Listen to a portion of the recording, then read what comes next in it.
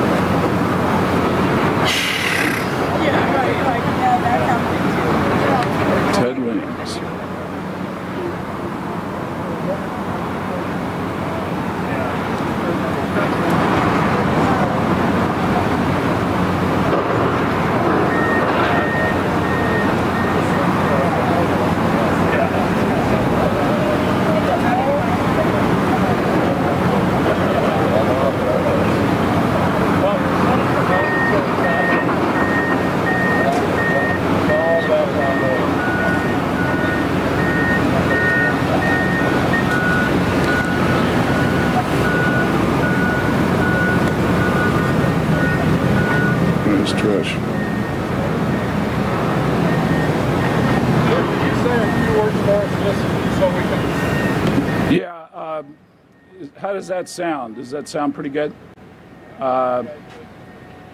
Everybody can hear me? Yeah? Okay, good.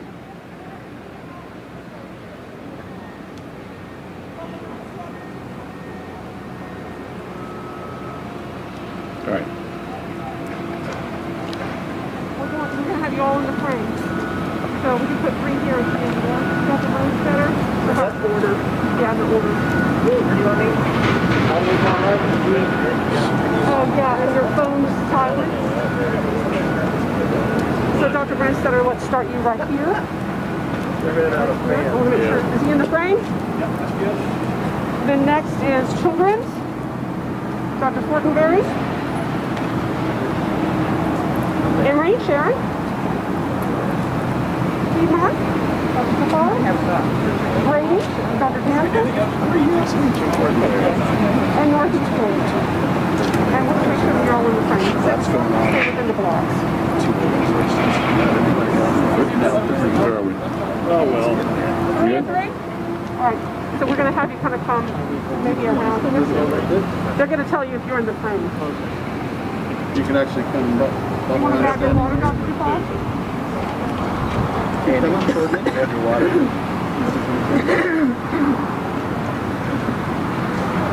Okay. All right. We're good. Right. Ready?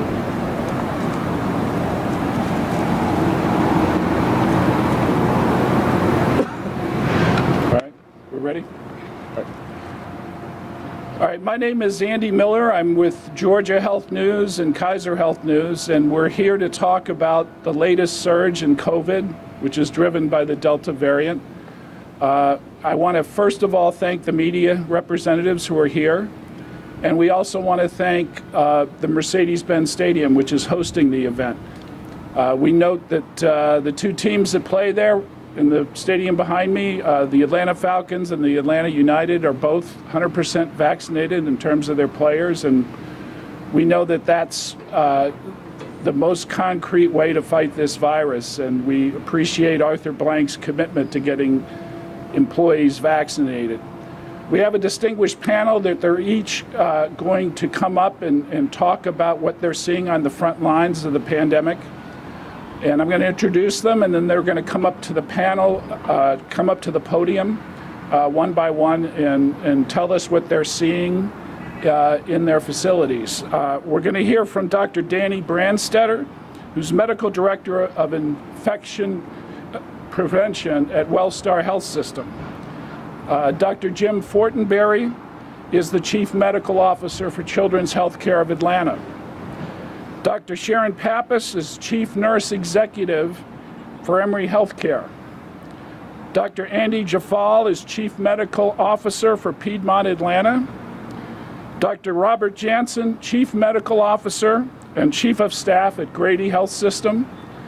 And Dr. John Delzell, Vice President of Medical Education and Incident Commander for Northeast Georgia Health System.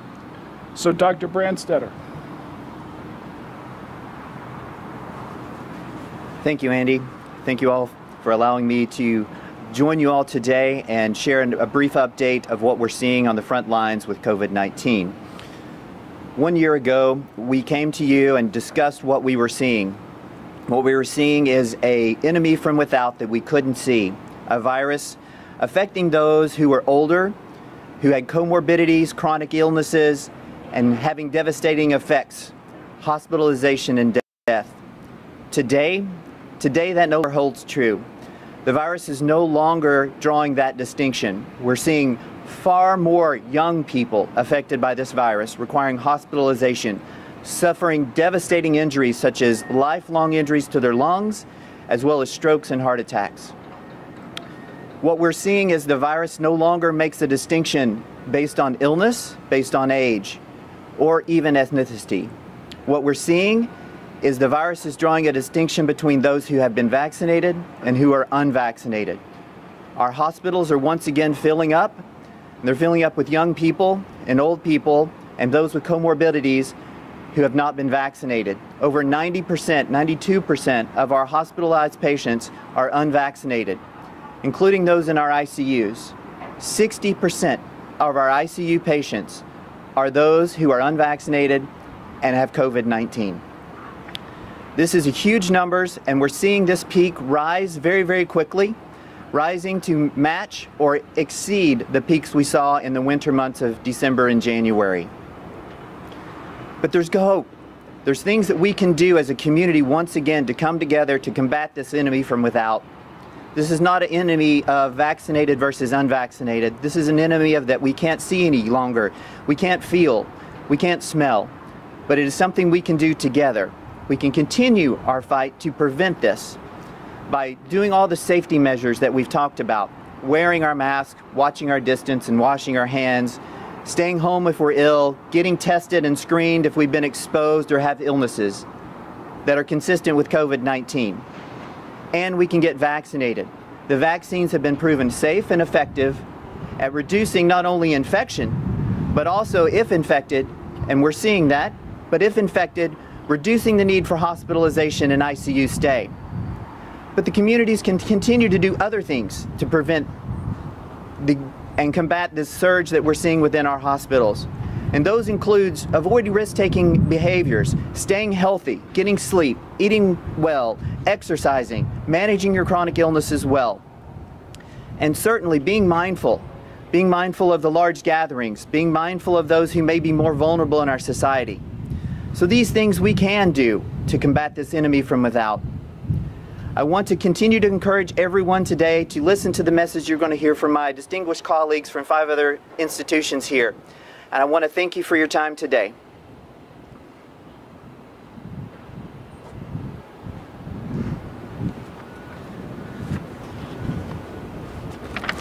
Thank you. I'm Dr. Jim Fortenberry. I'm Chief Medical Officer at Children's Healthcare of Atlanta. And as you heard, we are seeing the same thing. At Children's Healthcare of Atlanta, during this surge of the Delta variant of the virus that causes COVID-19, we are seeing a significantly greater impact on our children and our teens. We're seeing more COVID-19 positive patients in our emergency departments, urgent care centers, and hospitals than at any time in the pandemic. Thankfully, only a small fraction of children with test positive COVID-19 need to be hospitalized to treat their infection. But that doesn't mean that they don't experience illness and what can be significant illness and miss out on normal activities like school and sports. It's important to note for us that the combination of a more easily transmitted COVID-19 virus, together with an unusual summer surge of respiratory viruses such as RSV, is fueling high volumes in our emergency departments, our urgent cares, our hospital floors, and our ICUs. It's this combination of viruses that has had the greatest impact on children's overall volumes.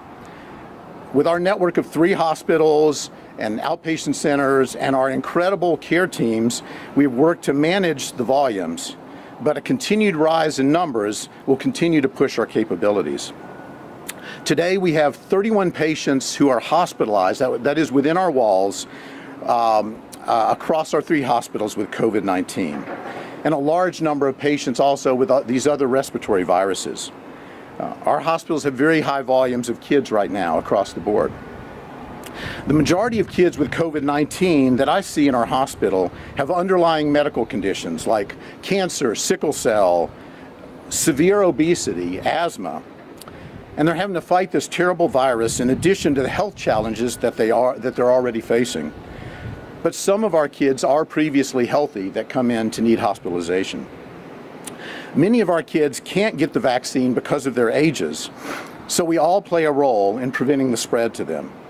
The best way to protect all of our kids is to get vaccinated. That includes any child 12 or greater and every one of us as adults. It is the way out of the pandemic right now. Now, while I understand parents may be concerned, it's important to know that COVID-19 infections do not necessarily require emergency or urgency care, nor does just a simple exposure. Children's has posted a helpful graphic on our website, choa.org, that explains when you should seek care from your pediatrician and when you should bring your child to the emergency room with a list of symptoms that can help guide you. In particular, if families are looking for a COVID-19 test for your child and don't have any significant symptoms or only very mild ones, we strongly encourage parents to use a community testing site to avoid needing to wait in an emergency room or urgent care. You can find a list of testing locations also on choa.org. In addition to vaccines, we continued to stick with the basics again. You heard the 3 W's: wash your hands, watch your distance, wear a mask. At Children's, we also believe kids learn best when they're in the classroom. The best way to keep kids healthy and in that classroom is to follow recommendations from the CDC and the American Academy of Pediatrics, which include indoor masking for all teachers, staff, students, and visitors to K-12 schools, regardless of vaccination status. We owe it to our kids to do everything that we can to protect them.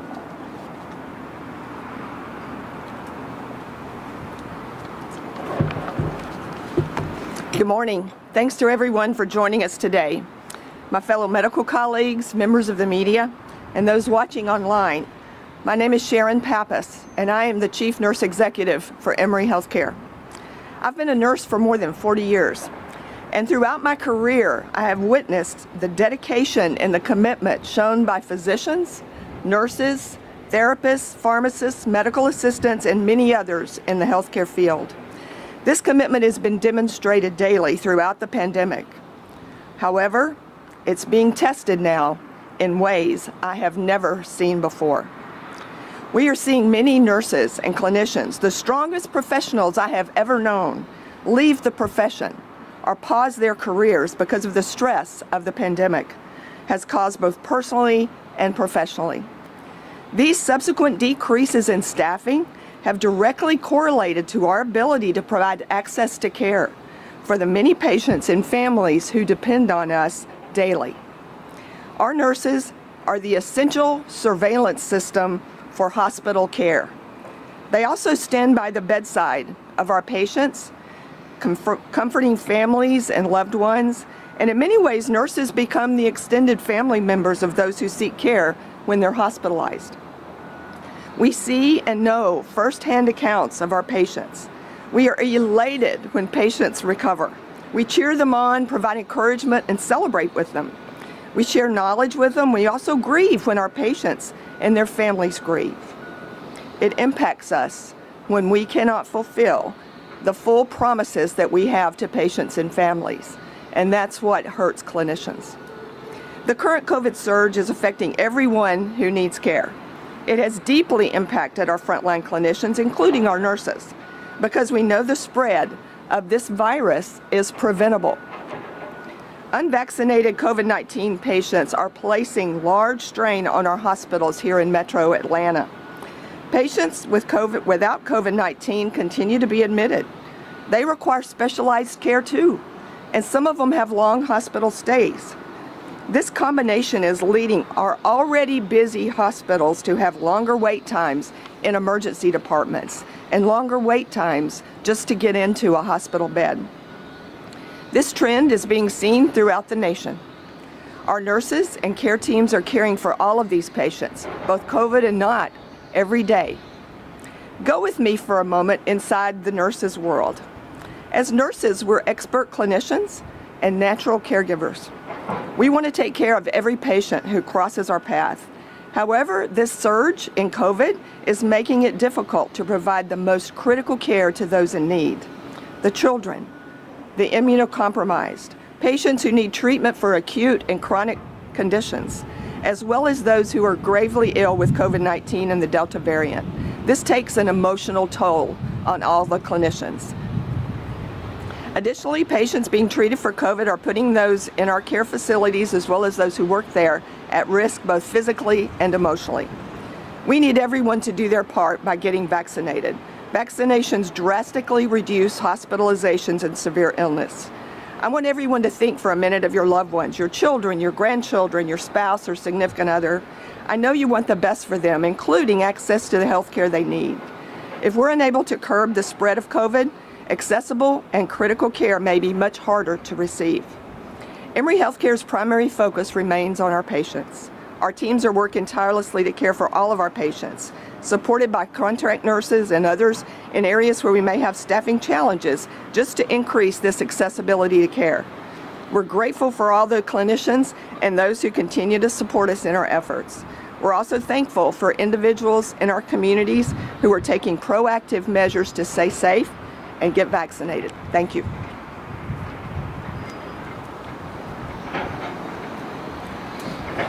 I want to thank my colleagues, members of the media, and everybody watching at home. I'm Andy Jafal. I'm the Chief Medical Officer for Piedmont Atlanta Hospital. The reality is we expect this latest COVID-19 surge, driven by the highly infectious Delta variant, to significantly outpace the previous highest peak of COVID-19 infections. And it will get worse before it starts getting better.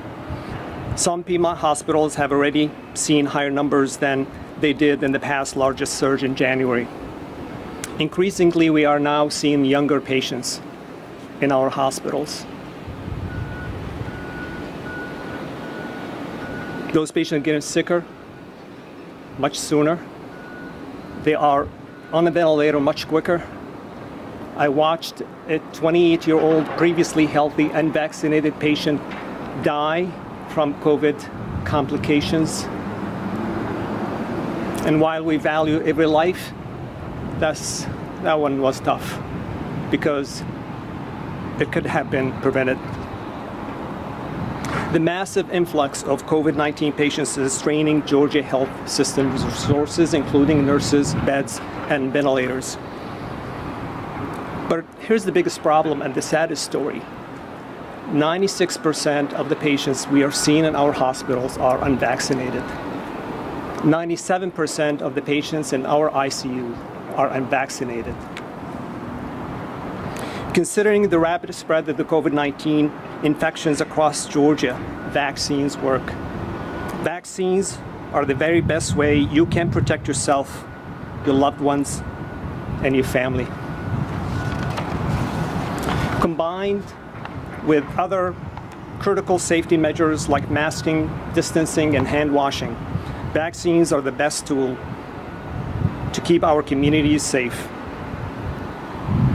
As dire as this situation may seem to be, there are steps we can all take to support our communities and make a difference. We need your help, the public's help. If you are eligible to get the vaccine, please do the right thing. Please get vaccinated. Do it for yourself, for your family, and for your community. If you are vaccinated, we say thank you. And please share your vaccination story with your colleagues and family members.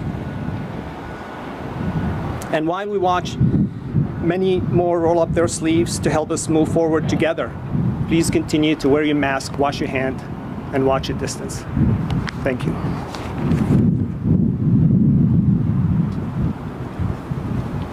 Good morning.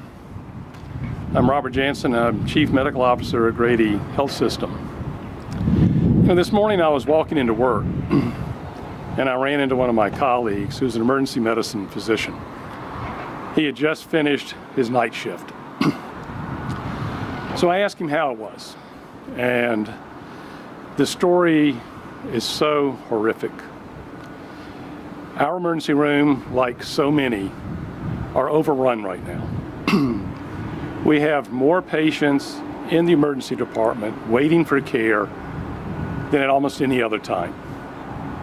And this is seen at every hospital in the city and across the state. I know we're talking about COVID. So what is the COVID impact on this serious issue with emergency departments? Our emergency department, as you know, is the major trauma center. We're a major burn center and a major stroke center. Those patients don't stop coming in. They still come. Those patients who have been delaying care because of COVID are still coming in. Those patients with all the medical conditions that we see day in and day out. Diabetes not controlled, heart failure, chronic lung disease, sickle cell anemia. Those patients are still coming. Now we have the Delta wave, which is how I've come to think of it. This tsunami of patients coming to the emergency department who were infected with the Delta variant, layered upon already an incredibly busy emergency department. The result is that patients are waiting longer.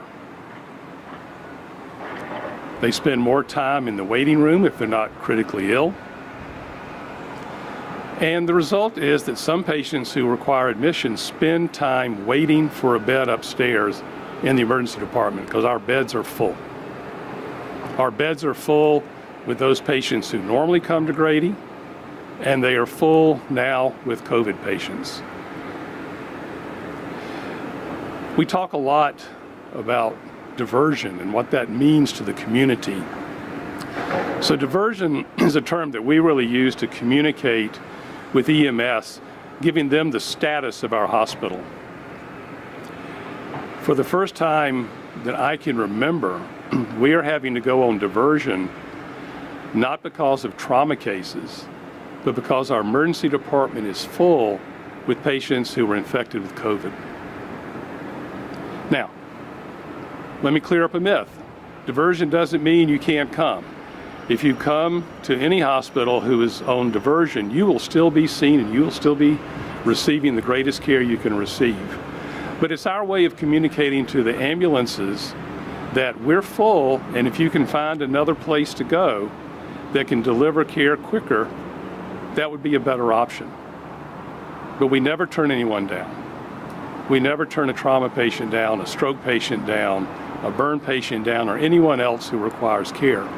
But the impact of COVID on those patients who need our care is significant.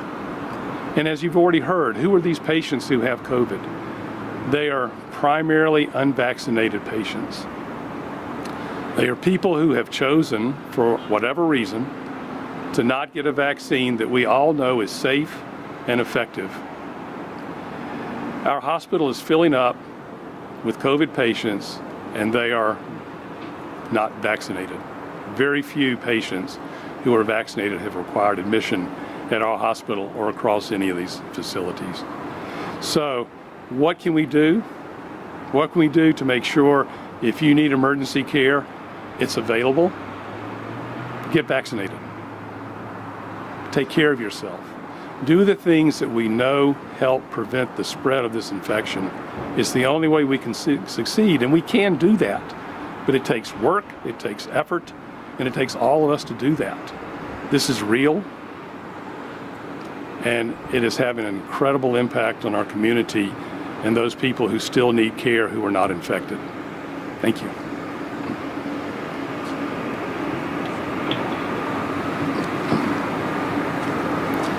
Good morning.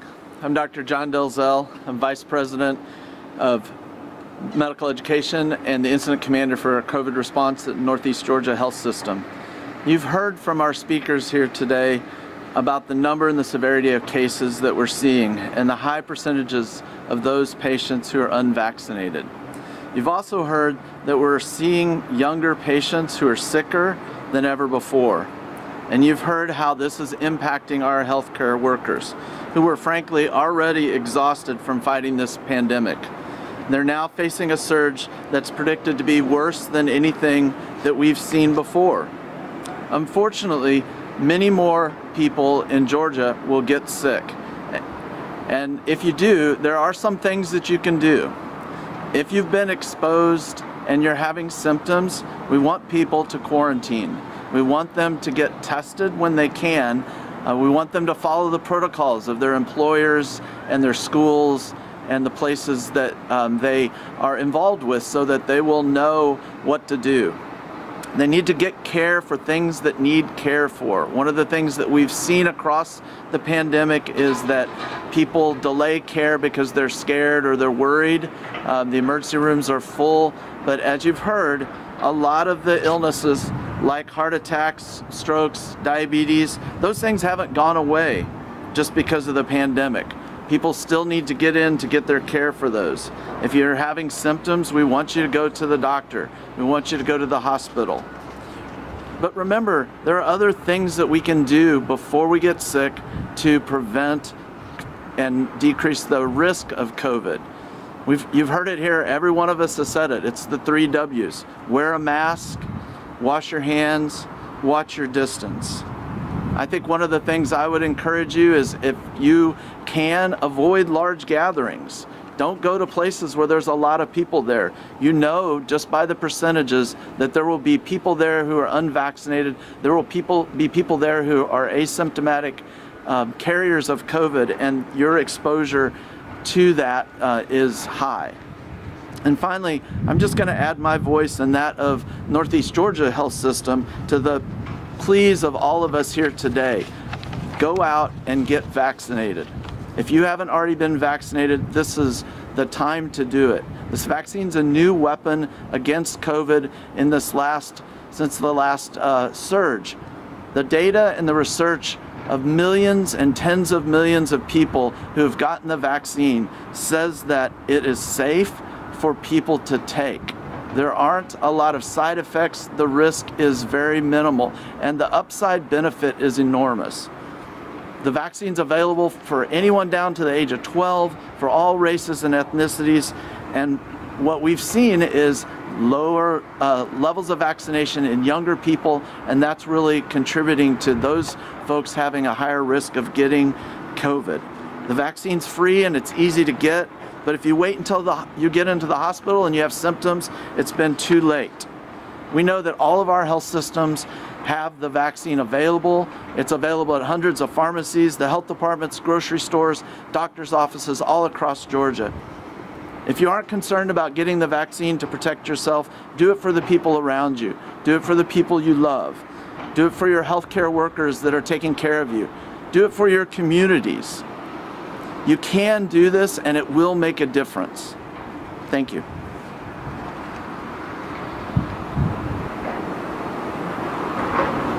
Thank you to all of you. I'm going to ask a couple of questions, and then we're going to turn it over to other media for questions. Let me start with Dr. Fortenberry. Two questions. Do you expect with openings of schools across the state that you'll see even more patients with COVID, kids with COVID? And then tell us about the vaccine process for approval for kids under 12 years old.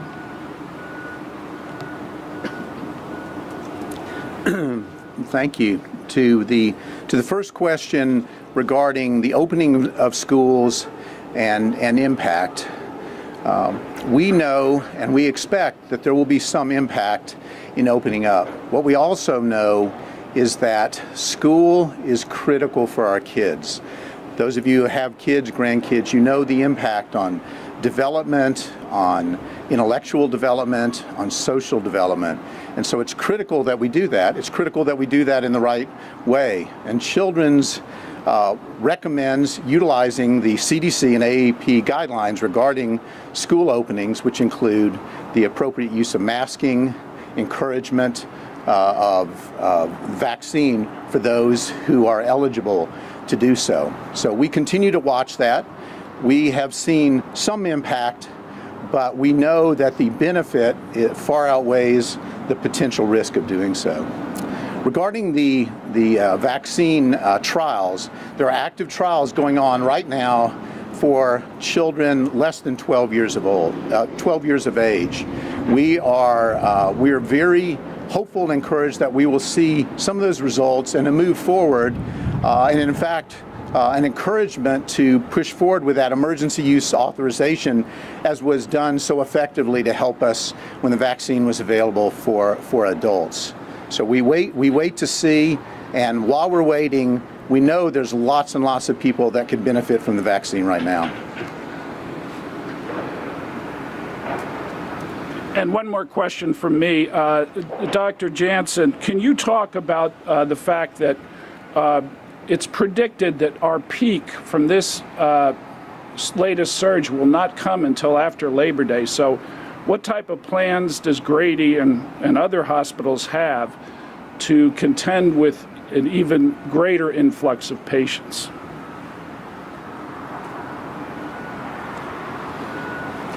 So unfortunately, hope is not a plan, because we keep hoping that wave will start slowing down. But you're right.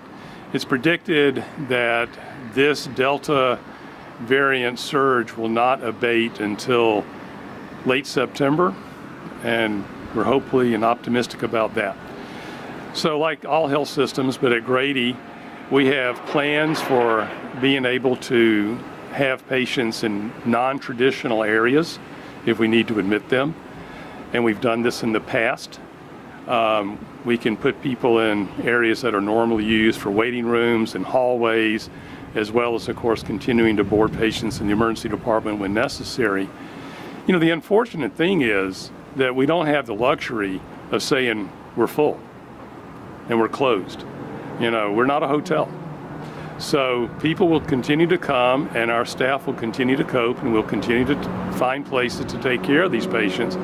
But it is going to be difficult, and it's not going to be easy, and it won't make people happy. You know, if you require admission to a hospital, imagine that you don't have the luxury of going to a room. You spend extra time in the emergency department, and then you're put in a non-traditional place because we don't have any available rooms. But that's what we'll do. We will find space, we will find staff, and we will provide the care. And we have those plans. We had those plans after we had our flood in 2019, for those of you who may recall that. And we've just continued on with that plan as the COVID pandemic has surged. We have all the plans, contingency for where to put people, how to take care of them. We have adequate ventilators, adequate PPE, all those things that you need. But it's going to be hard, and it's going to be a dissatisfier to those people who come to the hospital who need care. But we'll take care of you, I promise. All right, we'll open it up to other media for questions. If you could direct it to one of these individuals, that would probably work best.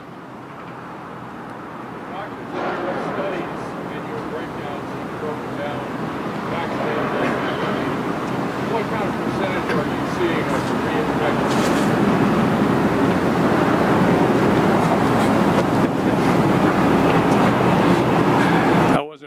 come forward and answer. I just fell forward and everybody else stood back.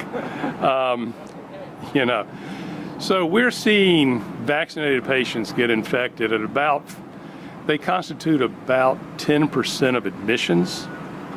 And of those who are vaccinated that require admission, most of them are not fully vaccinated. So they either just started getting their vaccines and they haven't completed the sequence, or they got one dose months and months ago and never followed up with the second dose. So if you look at it, the number of people who require admission who have been vaccinated is about 10% of COVID admissions. Very few of those are really fully vaccinated, and almost none of those require critical care. They recover pretty quickly.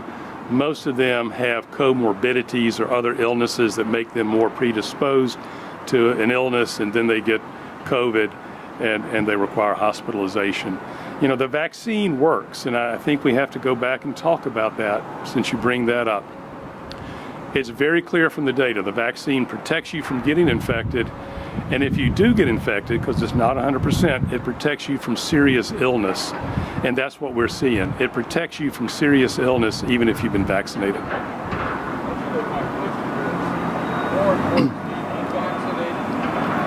Those that come in your facility, many of your facilities, yes. What percentage of those are infected? Oh, okay. So we've only seen a couple of people who had previous COVID infection who have come back in reinfected, but I think that's also a function of the fact they probably have some persistent immunity and they're getting infected but not requiring hospitalization. If you look at total testing, not hospitalizations, that number goes up. So we are seeing people who have previously been infected, not vaccinated, and then get reinfected with the Delta variant. I don't have a percentage for you, but we are seeing that. They're not as prone to be hospitalized as they were during their first infection.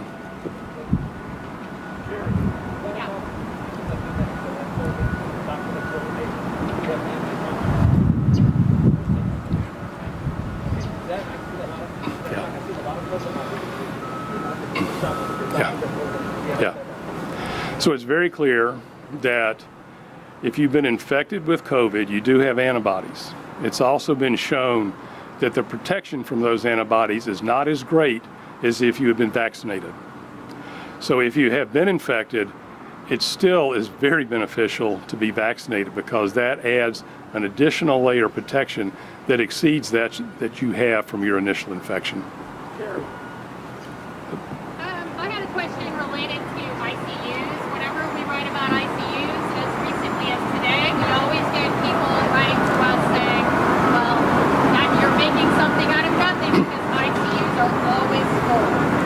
Maybe Dr. Branstetter can describe how the ICUs are looking today and how that's different from how they would look at a normal time of this year. And is there any truth to that, what these people who always write me say? Great questions. So ICU level care, what we're actually seeing in our hospitals is that the ICUs are filling up with those who are COVID positive, but also unvaccinated. So that's the difference in why we need to make that distinction and let the public know that ICU level admission for COVID positive patients can be avoided. So yes, we have a lot of critical illnesses throughout our systems, and because we're caring for our communities for multiple disease processes that require ICU level stays.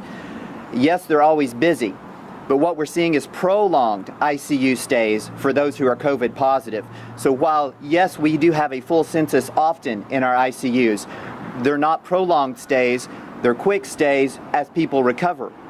But with COVID-19, it's avoidable. That's the first thing you should know. The second thing you should know is that it is a prolonged ICU stay, which leads to increased complications related to COVID-19. I'd like to take a moment to add to Dr. Jensen's talk about those who are unvaccinated, reinfected with COVID. We don't know that actual number. Why do we not know that actual number? Because a lot of people did not get tested early in the pandemic. A lot of people stayed at home and recovered. A lot of people got tested at home or in a facility that we cannot tie those results to. So yes, we are seeing the reinfected be hospitalized. Yes, we're seeing severe illness in those who are reinfected.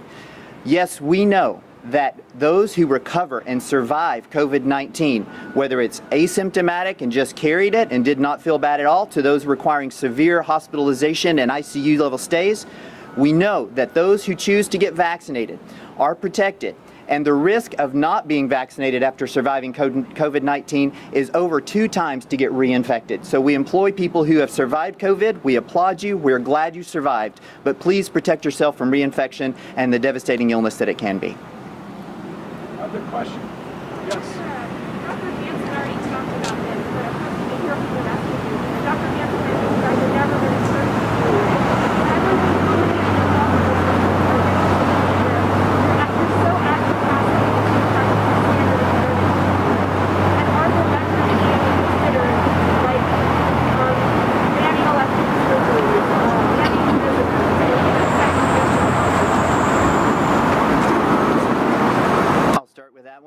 So as we'll talk about deferring care, elective procedures, always on the table, something we've done before, nothing that we've had to deploy as of yet. But as these numbers continue to grow and our hospitalizations continue, we may need to address that yet again. Visitation, yes, we're restricting visitation. We're level red, that's our highest level throughout our health system at all our hospitals, restricting visitation to reduce the amount of spread, because yes, we've seen visitors bring in COVID-19 to other patients in the hospital who were not previously infected. So we want to protect everyone, including our team members, as well as those members of the community. And as far as, there was one other question you asked about. Yes, so like other hospitals in the system, we do have to go on temporary diversion so that patients can get their best care quickest at other locations. But we will never turn anyone away who shows up in our ERs, our urgent cares, or our clinics to receive care. I just wanted to add one thing. One of the things, you know, as a referral place for several smaller critical access hospitals, what impacts them is when we're full, it's harder for them to get their patients down to us that need critical care services. So I think that's one of the things you see across the community is, you know, all these hospitals, the big hospitals, are places that get referrals from elsewhere. So it's not just the people that come to the emergency department, and that is a big impact for all of Georgia.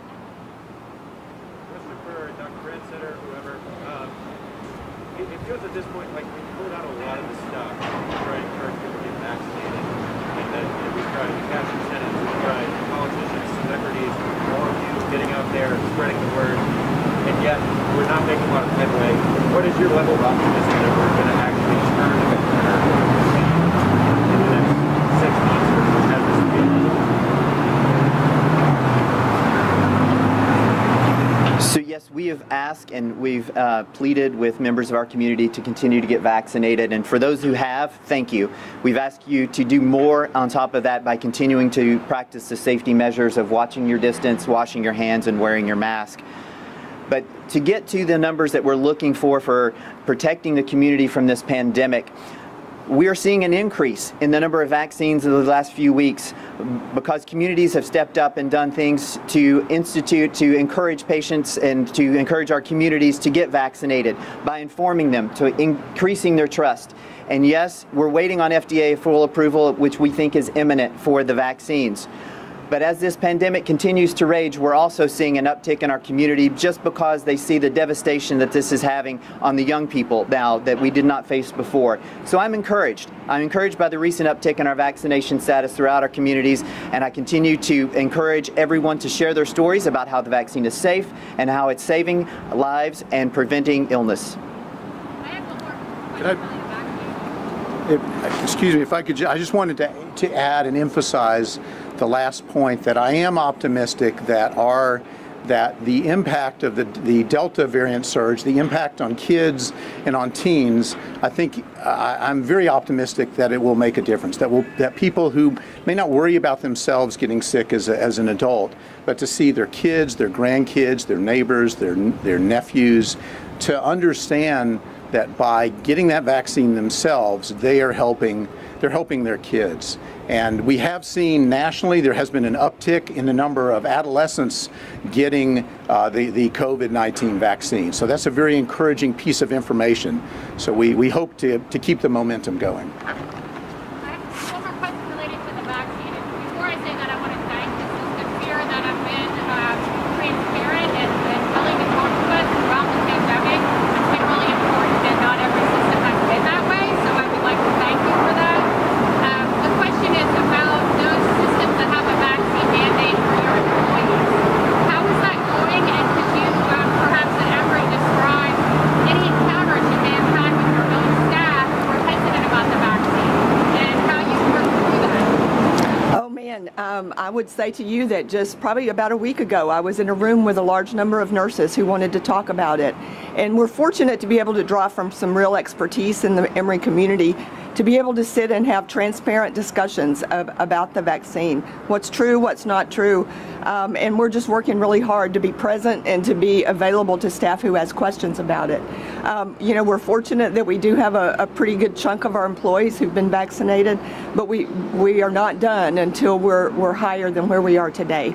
So we really want to keep working on it and being right up front with folks and available to them and give them the best information that we have. And we think that's going to influence some folks.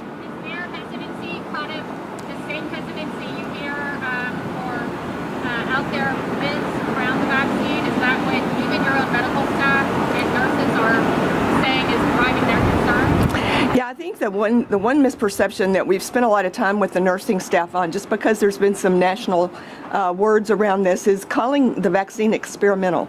And that is just so untrue, that it's experimental, and we've really spent a lot of time on that specific word, really trying to level set some of the national messaging that's out there in the nursing community.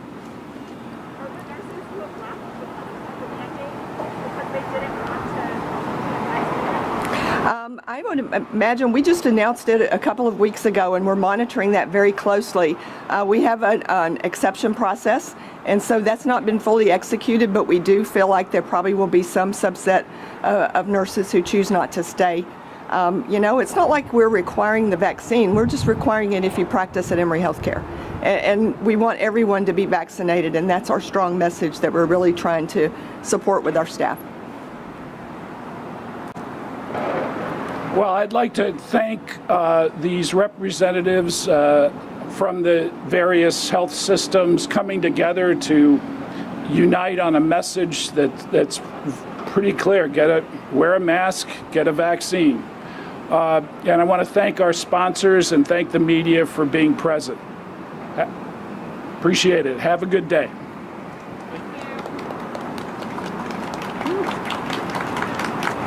Go team. Vaccine. Thank you so much, speakers. We'd love to get a quick picture of you guys before we make the parts. I'm going to get some water for you. Where would you like us? Yes. Put out a big group photo real quick. Sure. Direct us where we want it. Where you want it. You just tell us. Here, yeah, so I can get the bins and everything. I'll hold it. Okay. Photo op. Take care.